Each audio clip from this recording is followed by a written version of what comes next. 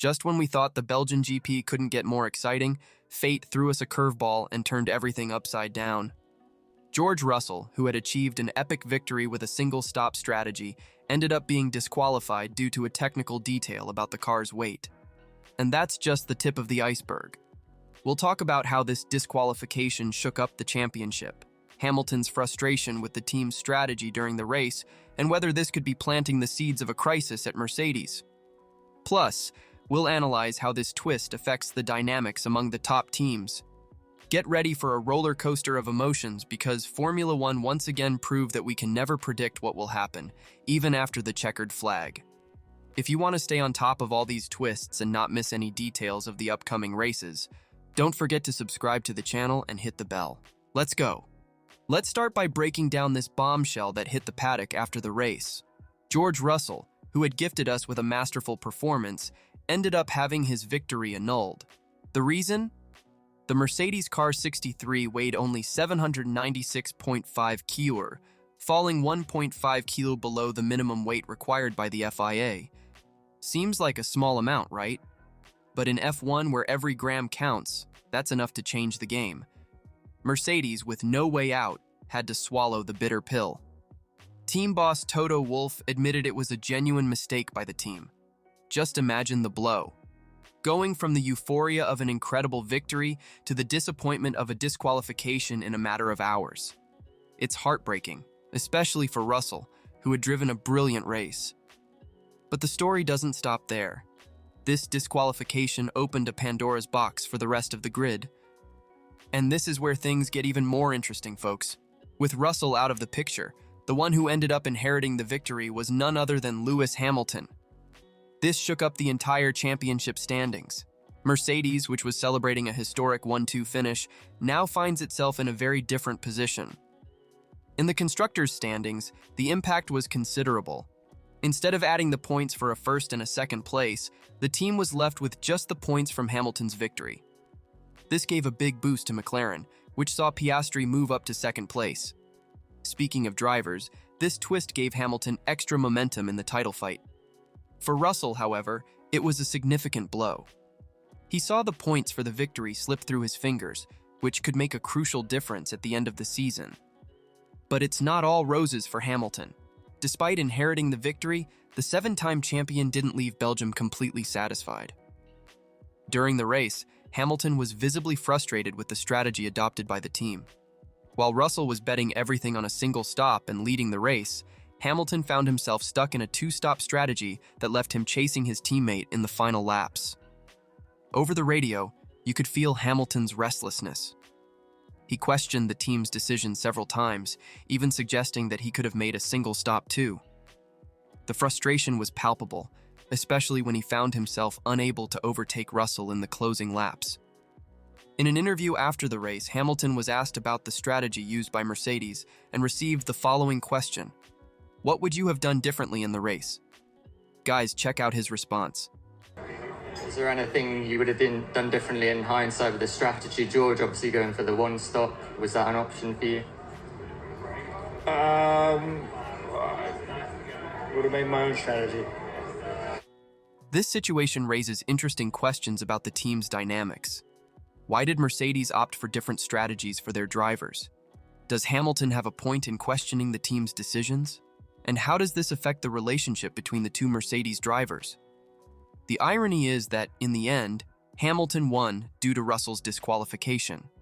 But this doesn't erase the frustration felt during the race and raises doubts about how the team is managing its drivers. This whole situation leads us to a crucial question. Are we seeing the beginning of a crisis at Mercedes? Is the team on the brink of an internal conflict that could affect their future performances?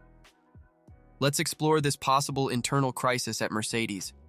The tension between Russell and Hamilton is palpable, especially after this episode.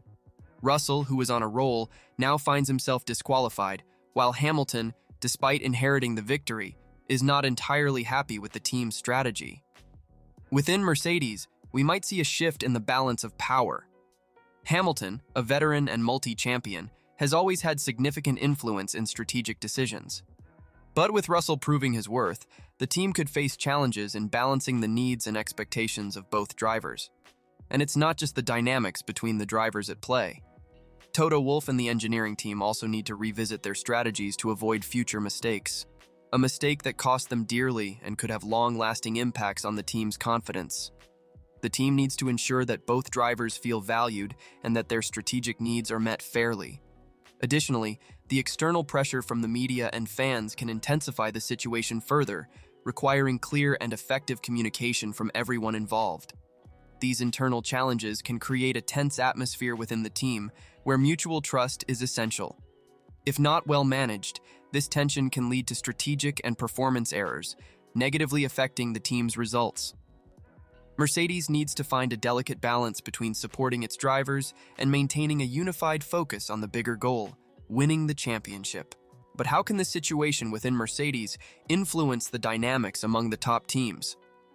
Red Bull, Ferrari, and McLaren are also closely watching these events and may adjust their strategies to take advantage. Red Bull, which has been facing difficulties recently, might see this as an opportunity to regain ground. Ferrari and McLaren, on the other hand, are always ready to capitalize on any weakness from their rivals. This situation could lead to a shift in strategies among the teams in the upcoming races, aiming to maximize their chances of victory. With Mercedes losing crucial points, the battle for the Constructors' Championship intensifies. Every point is vital, and the rival teams know that any mistake by Mercedes could be the perfect opportunity for them to shine. And it's not just the battle for points that's at stake. The morale and confidence within the team are also crucial factors. If Mercedes fails to quickly resolve its internal issues, it could affect their on-track performance, giving the rival teams even more room to advance. The ability to adapt and react quickly to these changes will be key in determining who will emerge victorious at the end of the season. And that's it, folks. Formula One constantly reminds us that nothing is guaranteed until the checkered flag waves. Russell's disqualification and Hamilton's inherited victory are just another example of the unpredictability of this incredible sport. This unexpected turn of events not only shakes up the championship standings, but also adds an extra layer of drama and excitement that keeps us all on the edge of our seats. How will Mercedes handle the internal dynamics between Hamilton and Russell moving forward? Will this incident strengthen their resolve or create further rifts within the team? We also can't ignore the psychological impact on the drivers. For Russell, bouncing back from this disqualification will be a true test of his mental strength and determination. For Hamilton, maintaining his momentum and handling the internal team politics will be equally challenging. We want to hear from you. Do you think Russell's disqualification was justified? How do you see the dynamic between Hamilton and Russell evolving? And which team do you think will come out on top in this season's Constructors' Championship? Drop your thoughts in the comments below. Remember to subscribe to the channel and hit the bell to stay updated with all the latest twists and turns in this thrilling F1 season. Your support helps us bring you the best coverage and analysis of every race. And stay tuned, because the next Grand Prix promises even more excitement and surprises. See you next time.